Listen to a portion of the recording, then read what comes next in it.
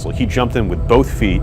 It's a very complicated mythology that makes up the Marvel Cinematic Universe, and Kurt was incredibly excited to learn everything he could about the character and excited to be a part of it.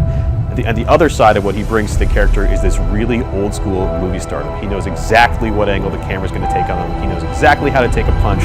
All of the things that he learned coming up in the movie business as Kurt has for 30, 40, 50 years were brought to bear in his role in Guardians of the Galaxy. Mantis is kind of a servant pet of Kurt Russell's character, who has never really experienced life outside of Kurt Russell's planet and his world.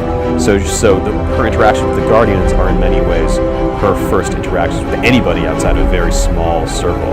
And Drax kind of becomes the world's worst possible mentor for her in terms of learning how to interact socially. There's a fierceness to Zoe and a fierceness at the core of Gamora that I think are very similar, and that Zoe understands, I think, in a really honest way.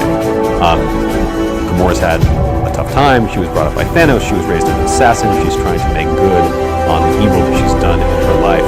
And I think Zoe has a really fascinating perspective on that, that she's able to bring to the character while making her relatable and likable. Gamora's a huge challenge because, of course, she has all these misdeeds in her past that she's running from, and Zoe's able to make that character almost human. It's funny because Karen and Nebula could not be more different. Karen is a bubbly, fun, effusive person, and Nebula is this firm, directed, almost evil but not quite bad girl. And seeing the transformation that Karen goes through on Nebula is fascinating and awesome because it truly couldn't be more different from who she is as a person.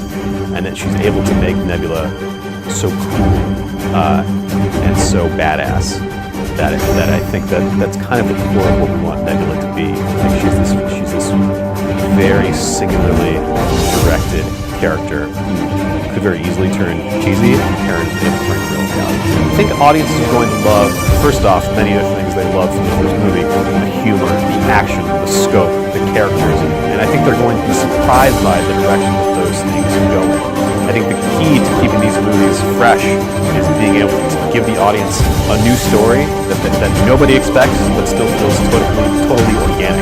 And I think that's what James is really able to pull off with his script and this movie overall. Is a movie that feels totally unexpected, yet totally in line tonally with what audiences respond to.